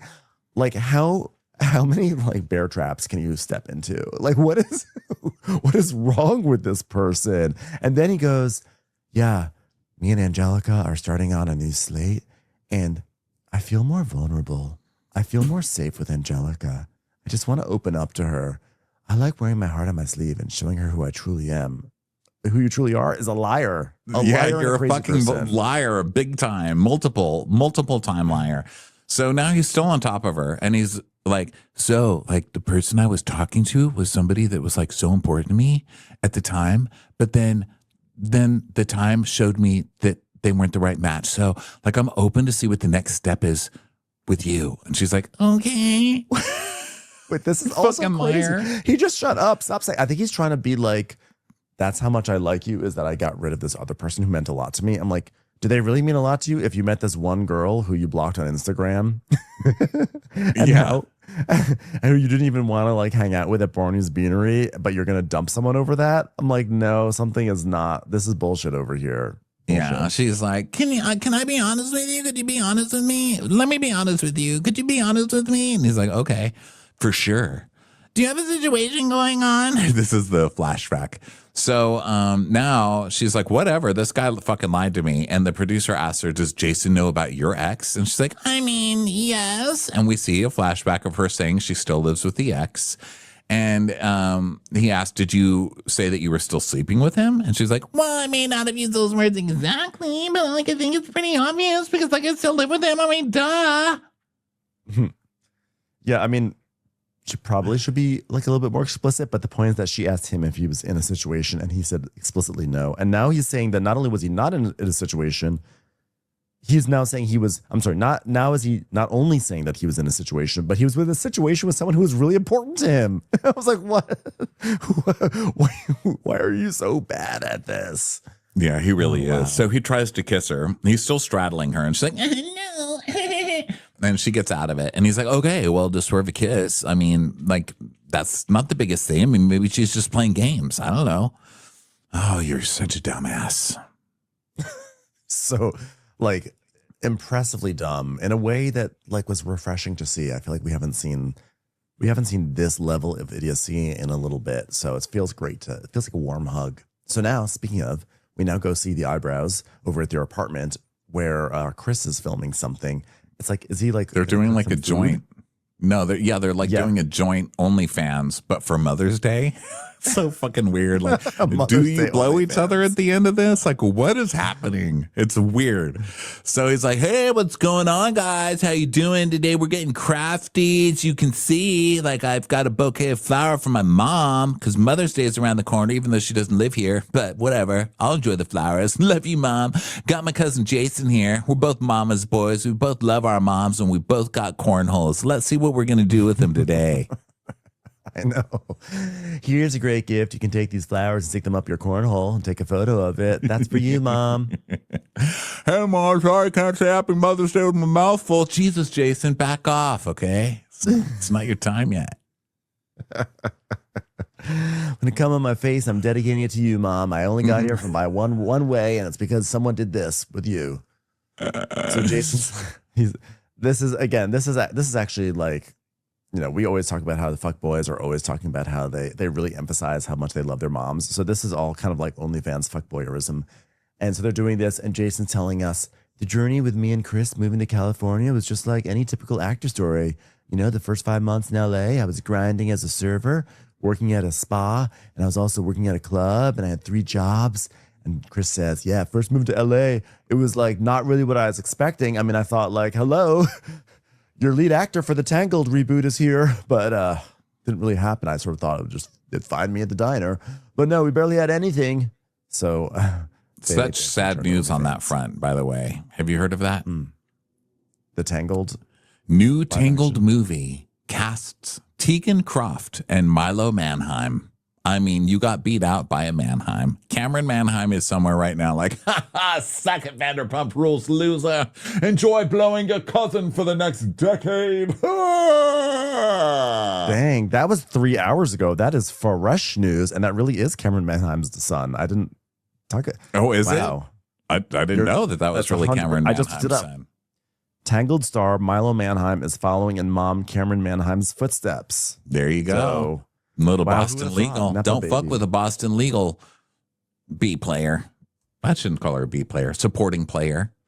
She won an Emmy award for something. Cameron Manheim for Boston legal, I think. Or The Practice, right? One of those. Or The Practice. It was The Practice. Boston legal was after that. Yeah, you're right. The Practice. Yeah, you're right. Wow, this really is. Sorry, Miss Manheim. Like brand new news. I don't know why I'm so like shocked by this, but yeah, that is tough. Sorry, Chris. You would have been a great choice, but unfortunately, I know. I actually felt bad for him, but then I remembered that this is a show about watching people's dreams die, and I was like, so much is happening in season 1. Yes. Also, I have to say, I know that Chris feels like he is the perfect, Flynn writer. I gotta say, if I'm going to choose anyone from Bravo, I'm going to choose Joe Bradley, the Southern Charm version, not the Below Deck version.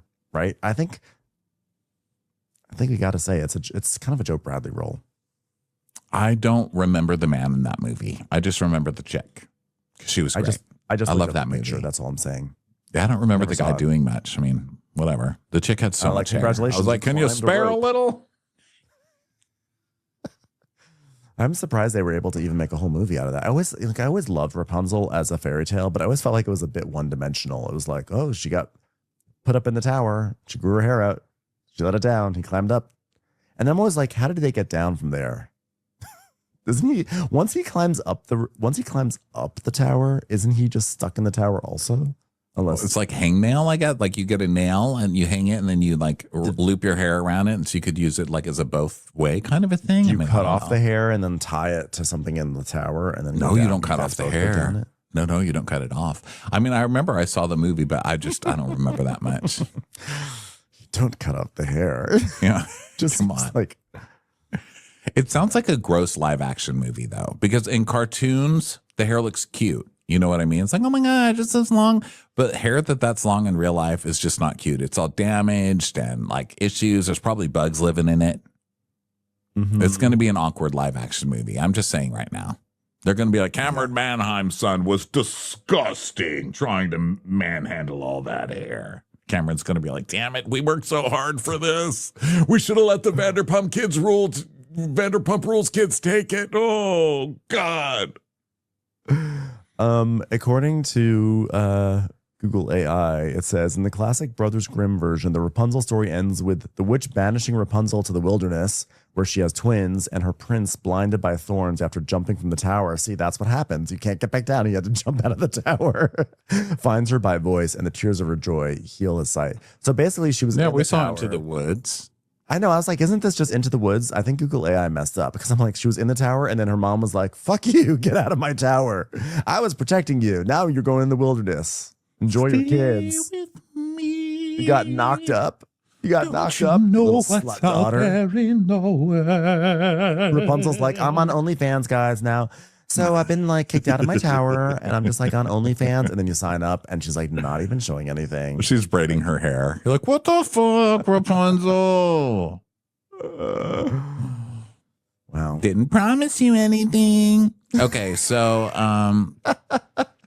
We're hearing, so we're watching the boys make this Mother's Day video. They're now jerking each other off while Jason tells us, yeah, like when we first got here, like it was bad. We were living in our fucking cars. And Chris is like, yeah, dude, my Volkswagen Jetta. Oh, God, right there. Just get the nuts a little. All our clothes were in trash bags. And Jason's like, yeah, I was using trash bags and clothes as warmth at night and your body heat. And honestly, bro, I was just getting sick of ramen noodles and fucking cat food. Oh God, I forgot about this detail. Well, first of all, it's also funny, like using your trash bags and clothes as warmth at night, like. And you and your body heat. These two. I mean, can I sign up? Where do I sign up again? I'm willing to go back. So then Jason tells us, yeah, man, when I got here, I was trying to eat clean and I didn't have any money to do it. So I was eating cat food. Really? And the producer's like, what does cat food taste like? And have you seen Grey Gardens? And he's like, tastes like canned tuna, like the one you get at Ralph's. You mean not the one you get at like Bristol Farms, not the one you get at Erewhon? And he's like, honestly, shout out to them. I was shredded. I love that that's what he prioritized. He was like, I don't have enough money for anything. Like I'm scraping things by, but gotta look good, which honestly, it's LA. So that is the journey for many actors. I mean, it worked. The cat food stock just went up. I just imagine so many queens in this town, especially being like, you know what? He did it. I can do it. Cat food it is. Cat food it is. Feasts. Yeah. No. Sorry. Go ahead. I was gonna say that. So they're just doing their they're doing this photo shoot with their manager, which is funny. This random girl. And Jason's like, yeah, Chris and I were just trying to figure out how we're going to make money faster. And I see all these social media people and I'm thinking to myself, how are they going to make money like this? And I'm like, do we need a backstory for why you decided to join OnlyFans? I think it's pretty obvious. You're hot. Okay, it's an option. You took it. We get it. And so meanwhile, they come. At the same time, which is really impressive. And Jason's like, yeah, subscribe if you want to see Justin Fox's page. And Chris is like, yeah, like and subscribe if you want to see Axel Stone's page. Oh, God, Italian Stallion 3. Yeah, find me, Italian Stallion 3. I love that you're in Italian Stallion 3. Listen, it's hard enough getting into the live action Tangled being Italian Stallion 1, you know? But 3? Yeah. Also, I just looked up Axel Stone and it's actually a Street Fighter character. I was like, you named your porn name after Street Fighter? Of course he did. Wait, who's say it? Who was that? Axel Stone. That's Chris. Chris is, what didn't he say he's Italian Stallion? Oh no, you're right. Yeah, he says this. But I just like, there's actually another Axel Stone. There's also another porn star named Axel Stone. This is what I'm discovering as I'm looking here on, I did Axel Stone OnlyFans and all sorts of fascinating things have shown up. But wait, I just looked up Italian Stallion 3 and this is not him. This is some guy who just had a baby. He's like, hey, I'm Italian Stallion 3. So wait, who's he saying to follow? You need to get better at this. I'm trying to get a boner, guys. Yeah. Who's this Italian Stallion 3? Okay, what's his other name? Axel Stone page. Axel Stone with no E, I suppose. I don't know. Maybe there's an E. Stone. Naked. Yeah, I'm gonna look up Justin Fox. Justin Fox OnlyFans. Let's see if anything shows up. Yes, view profile. It's like, it's sensitive. Are you sure you want to look at it? Yes, I'm sure. Oh yeah, okay. So it is Axel the Stone. So you see, they're not even getting, but it says Axel the Stone hasn't posted. Do I need to subscribe? I will say I looked up Justin Fox, who is Jason, and I said Justin Fox OnlyFans. And I did not find anything particularly good there, but there is another Justin Fox who is a porn star, and he is quite impressive, I will say. Good for you, other Justin Fox. This one is like Justin with a Y and 2 X's. There's a Justin Fox who keeps on taking nude photos of himself in airplane bathrooms. He's doing great work. He's like this big beefy guy. Good for him. Yeah, I can't find him. Okay, we'll have a full at least X breakdown one of these days. So he's like, yeah, we'll do it at South Beach. We'll do it at South Beach, Miami. Yeah, we'll do it at the South Beach Food and Wine Festival. We'll Yeah, put it up on the screen. Hell yes. So Jason's like, yeah, people were hitting me up on Instagram left and right saying you should do OnlyFans. And then like all of a sudden it was just like eureka. And Chris is like, yeah, Jason started OnlyFans before me, and I just saw how much money he was making, and I wanted to make as much fucking money as we could, so we did it. And now they're in leopard underwear, and they're going, Happy Mother's Day. So stupid. Did you mention this line from Chris? I may have been looking at OnlyFans pictures at this point, but did you mention this line when he said, serving, you can make good money, but we were still in the hole? Oh, like, God. Sir, you got to really. You're still really in it. You're literally in it in this scene. In it. You are really, really showing it off. Okay, so yeah, they're like in leopard underwear. Happy Mother's Day. So their photographer / manager leaves, and then Jason goes, okay, well, I got to study Shakespeare because I got my scene tomorrow. I was like, no.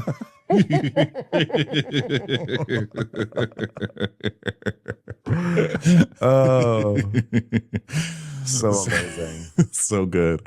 So then we go to Shane getting dressed. He's like, oh yeah, wine for the lady, fruit punch for the man. That's how it's gonna go today. And he's getting ready for like a date, and he's telling us, in one point in my life, it genuinely was, dude, how do we get laid all the time? I didn't care about the consequences of that, but you know what? Now I'm older, I've been humbled by life, then it's more like, how do we tell the truth, but still get the needs met? Yeah, bro, Shane Davis, baby. Yeah, so you are still thinking, how do we get laid all the time? You're just saying, now I'm not going to lie about it. And by the way, in this scene that happens, he literally lies about it. Yeah. He goes, women have sexual needs too. I'm here to fulfill them. Yeah, baby. So this girl, Kristen, arrives, and he's like, hey, sorry my dog didn't go crazy for a second. And she's like, it's okay, I love dogs. He's like, yeah, Kristen's an absolute baddie, and I met her on set. What set was it? Doesn't matter. When you're a model, all the world's a set. And I'm hyped up that she's finally back in the dating pool because I think the situation with Natalie kind of made me insecure. Got all these guys leaning into like, now I'm insecure. I'm vulnerable. It is hilarious. This is such a 2026 version of this show. It's kind of amazing. And so we see 2 weeks ago, Natalie being like, you showed all your cards. That's like making me kind of bored. So now he's like, and now I'm just gonna like have a couple of solid dates after all this confusion just to get my mojo back. Yeah. He's like, oh my God, how did I get this open? Oh yeah, it's a twist top, baby. It's a twist top on the wine. First time in my life where I was wondering how do I trick a cork out of a bottle, but now I'm all about the twist off. Hope you don't mind, I'm gonna have some fruit punch, okay? She's like, okay. So she's like, sorry, I started drinking without you. So what have you been up to? It's like, most of screenwriting, you know how it goes. Yeah. I got my life story, which I'm working on. Pretty much the whole fucking thing. Because, yeah, I got shot when I was young. I was paralyzed. I had to learn to walk and shit. Maybe you've heard about it. Probably not, because my story's not out yet. Biopic, baby. I'm calling it 8 Mile 2. So 16 Mile? Huh? I didn't get it. So she's like, wow. Can I see your gunshot wounds? Yeah. Look, I put Band-Aids on the gunshot wounds, so I always know where they are when I want to press and check. Oh, God. It's on my half titty. And then he tells us, yeah, I've got a problem trauma dumping, but you know what? I'm an overshower, but using those gunshot wounds as a lure to show off the hard work I've been putting on half titty. Not a bad idea. Ding! Yeah, I got this one in high school, and so it's the devil reaching for hope. That's my hope tattoo. The devil reaching for hope. I'm like, wait, so the devil... You're saying the devil's trying to take hope, or the devil is like actually trying to find hope? The devil's trying to be hopeful right now. I like that the devil really just like wants to be understood. He's like, oh God, please, hope. It's like, no, stop. This is a reminder that you have to have. I'm assuming it's like, this is a reminder that you've got to keep hope alive because otherwise the devil's going to take it away from you. So therefore, I've got it tattooed on my shoulder in case I forget to have hope. What an absolute fucking tool. I love it. She goes, wow, I love it. And he's like, yeah, I want to make out. And then he gets a text and it says here. And she goes, oh, a text from someone named Karina, huh? And he goes, oh, that's my fucking sister. Let me text back, wait in your car. Or I'm telling mom. She's like, I want to fuck you. Well, you have a weird relationship with your sister. That's just the way we talk. That's it. That's fine. Anyway, you got to go. Bye. She's like, she goes, look, I don't care. I'm with somebody, but I don't care as long as they're up front. He goes, yeah, right. Yeah, that's pretty good. Okay, get out of here before she sees you. Okay. Yeah, ethical non-monogamy is making sure up front that a woman knows that your intentions are not for exclusive commitment. Kristen's dating other people, and she's cool with it. I'm like, ethical non-monogamy, what you're describing is just like guys being like, so it's where this is like not a thing, right? So we can see other people. That's not ethical non-monogamy. That's just like you having your cake and eating it too. Low carb, of course. Yeah, I guess. So I know you got to get to that concert. And she's like, what concert? I got you tickets. Here's your concert. Go, have fun. Bye. But we're definitely seeing each other again. All right, toodaloo, have a good one, and coming, Karina. Yeah. Nah, please. It's literally like watching like Colbert or something like that. Okay, and now coming to the stage is Karina. Yeah, someone else who looks exactly the same. Same girl, different tattoos. So the producer says, you're seeing multiple people, but you're very transparent. That's right. Ethical monogamy, mother chucker. Okay, but then why didn't you tell Kristen that Karina was coming? And he's like, oh, yikes. I can't really say it. I just can't say it. Come on, man. So he's like, so you've been good, Karina? She's like, so what about yourself? He's like, I'm all right. And then he like leans in and just starts to kiss. Like, want to watch a movie? Let's watch something scary. Let's watch The Ice Storm. Ooh, scary. Sigourney Weaver. And Shane is like, look, Karina loves movies. I have the best VHS collection upstairs. Don't have a VHS player, but I have a collection. So what I do is I hold one in one hand and one in the other. I do like a little puppet show with the VHS as puppets. It's so good. We get 5 minutes into it and then we just bone. Yeah, Karina's really into the first 5 minutes of movies. Ooh, yeah. So stupid. So now we go to Angelica's apartment and Audrey comes over and Angelica's like, bro, literally standing up just now, like, I like it totally felt it. I got my back blown out in the worst way by a man yesterday. Yeah. A word of silence for my vertebrae. Not gonna lie. And at the end of it, he was like, oh, by the way, I just want to be honest. Like, I did cut off the girl I was talking to, and I was like, okay. And then after telling me this, he tried to kiss me, and I was like, I just like don't want anything to do with Jason. Not gonna lie. So she's like, let's go over my history with Jason. So we flirted for a full day, and that was super cute. And then he made out with another girl. And then he invites me to a place and doesn't show up. And then we do a weird day where he injures me. Like, can we just move forward from this situation? Like, what the fuck, bro? So Audrey's like, did he tell you about his other job? Their OF? She's like, OnlyFans? They really connect out so well on this show. I was just like, yeah. You didn't know about it? She's like, what? Like, that's like another red flag. Like, what is the content? She's like, I don't want to know. I'm like so desensitized to OnlyFans because like ever since I've had like a phone, I've like known what it was. Like, I won't say like I've never thought about doing OnlyFans, but you can express yourself how you want and make like a lot of money and then fuck off to Europe and like marry a prince. And like, I don't know if they would like want anyone who does OnlyFans, but you know what? They wouldn't have to know. I love this narrative that she has for herself, that you do OnlyFans for enough money to then fly off and marry into royalty. Yeah.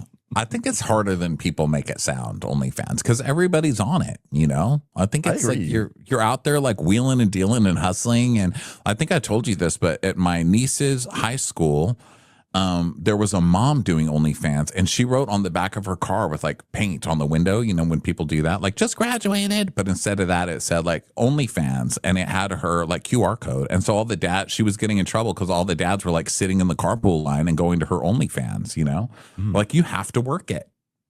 Yeah. There's competition out there. It's really very difficult.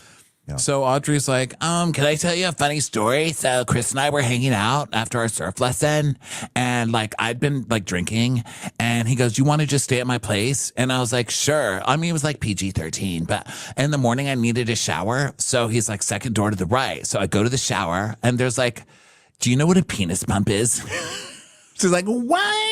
What does that entail?" She's like, "Yeah, it's like to get, like, I don't know, like to get an erection or like erectile dysfunction or something." It's like, "Oh my God, poor thing." She says, "Yeah, but like it was staring me down." And then don't we see it? Isn't this where we see it? They show us a picture of, okay, so not only is it the penis pump, it's also a big rubber poussesse that's in there. Did you notice the big rubber butt thing?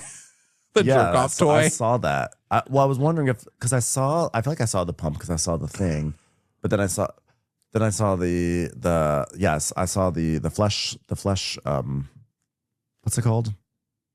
The flesh. I don't know. I just call it a fake poussesse. What else do you call it? The flesh pump. The flesh. You know, the flesh thing. It's called a flesh. I'm too lazy for stuff like that, honestly. Like all the gadgets and the things and that's too much. But yeah, I noticed what it was. It was like, no, it's not a flashlight. I know what those are. A flashlight is different. It looks like a flashlight, but this was like a butt. You know, it looked like a little butt. So maybe what I thought was a flashlight was the penis pump, and then I did not see because I've seen, and then I do know that there are those like butts that like you can fuck.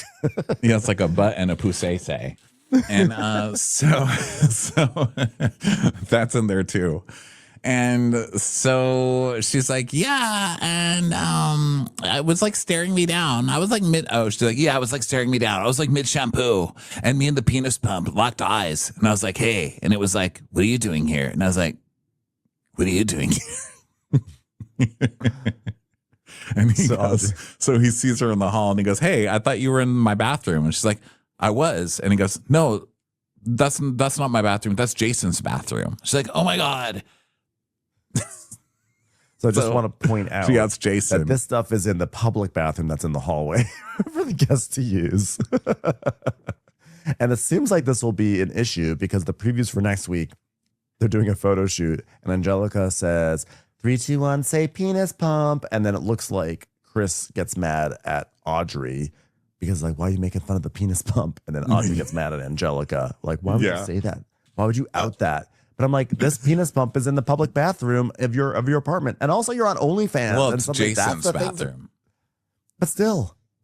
But it's Jason's bathroom. But she said I went down the hallway. But implication is the bathroom is public facing. That's gold. So Angelica's like, ew, I need to shave my ears and grow new ears. I wish I was like a starfish because like they can regrow their ligaments. And so she's like, I want to cut off my ears, but then I want them to grow back again. So then Angelica's just lying there. She's like, ow, my knees and back hurt a lot. She's like, my neck, my back, my pussy, and my crack, they are out of commission right now. And well, that's 2 out of 3 things that he had in his bathroom. So Andrew's like, well, we're going to the Abbey tonight because we just want to like gross out all the gay people who are just trying to have a fun time. No, it's just like bar be now. Like fucking dancing. Yeah, that's a straight place. Like shake ass. So now at the Abbey, Audrey's there with Mary Faith and Parker, and they're talking about Venus bringing his sister, and then Natalie comes, and but I don't know, it's just like hello. So then the boys come, Chris comes, and he's like, whoa, I'm big on charcuterie, guys. And Audrey's like, I'm obsessed with people ordering for me, so go for it. Like, oh yeah, you're in good hands with me. I know my way around charcuterie. I just made some for my mom and then jerked off all over it. So then some of this video. Venus has a sister, Savannah, and he's like, Savannah is my youngest sibling, and she is, in my eyes, is just like perfect in every single way. But you want to like know a little bit of dirt on Savannah? She hooked up with Peter once. Yeah, that Peter. Savannah, what the fuck were you doing? She's probably like, thanks for unnecessarily telling America all about that. I'm not a cast member on your show. Okay, I'm already mortified. Neither is Peter, and he's catching strays in every episode. So then Angelica and Angelica and Jason hang out, and she's like, my back hurts. And he goes, what is it, from jujitsu? Is it like from jujitsu? She goes, yeah, it's like you were rough. It's like when I stand, I feel this like electric shock, and it shoots down my whole spine. Like, it's scary. And he goes, yeah, you should go to a chiropractor. Yeah. She's like, you should send her to a fucking chiropractor, you back blower. She says she's getting an MRI tomorrow. And he's like, yeah, it's probably just like a pinched nerve. It happens to me like all the time. Oh, you ordered food? Food shows up. He's like somehow thrown off by this. He's like, do you have any Friskus in that? Any fancy feasts? And she's like, yeah, I think actually like Chris ordered it. He's like, hell yeah. I'm just in pain. So okay. Yeah. I can't really stand. Yeah. So yeah, well, damn, I want to eat that, but I can't have cheese because I'm not a cheese guy. God, what do you want? I'll put some on the plate for you, like fucking Bacchionassus. No, I'm just trying to give you a lot of hints that I don't want to talk anymore. So I'll get it. He goes, they need forks. Yeah. Okay, I really can't talk about charcuterie logistics with you anymore. It's kind of driving me nuts. So I just want to tell you something. I really like you, and I think we might be better off as friends. I just feel like a little overwhelmed.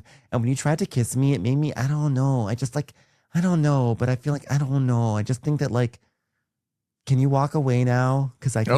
Okay. Well, like, I'm totally cool with being friends, I guess. I hope your back feels better. And so he tells us, deep down, I'm hurt. Like, I could feel my ego trying to cover it up and be like, Jason, don't act hurt. But like, we just had a date, and I had a chance to show her who I am, and I was on top of her, and she was pinned to the ground. Now it's just all cut off. Like all the feeling in her feet, probably. God, what a wuss. Sir, you did show her who you were. You had 3 chances to. Okay, that's why she's leaving. You blew her off. Yeah, you blew her off the first night. You were a no-show the second night, and the third time you tried to kiss her while also giving her back injuries.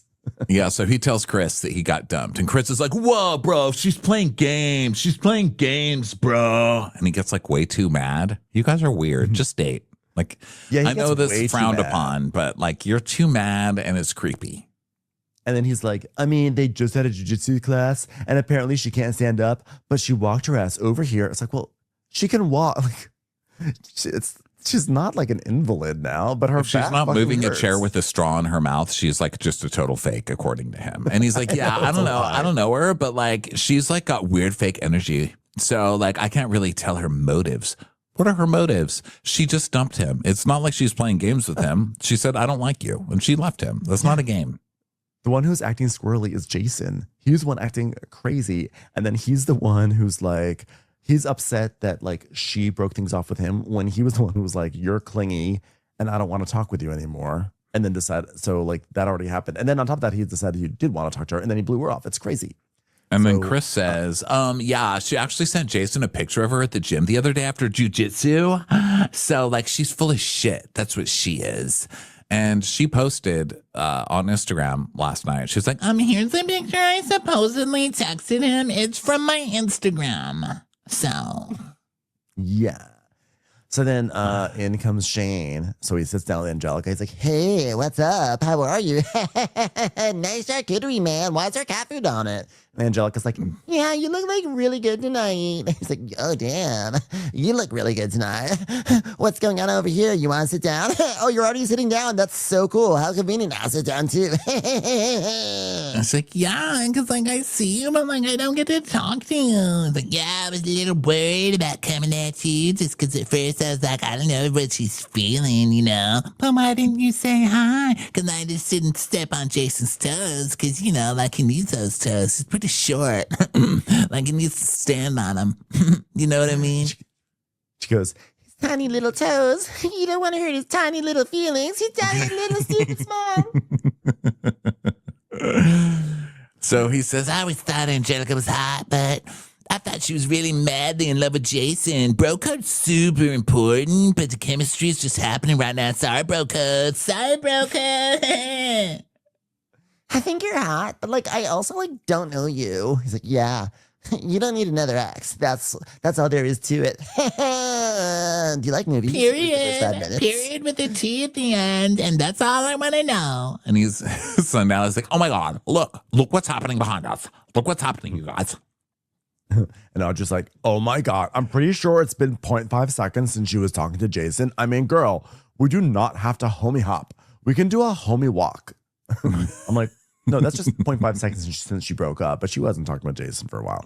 So then Shane is like, yeah, I'm in this weird space where I'm trying not to get too attached to anything. It's a weird space called the past 10 years of my life, probably.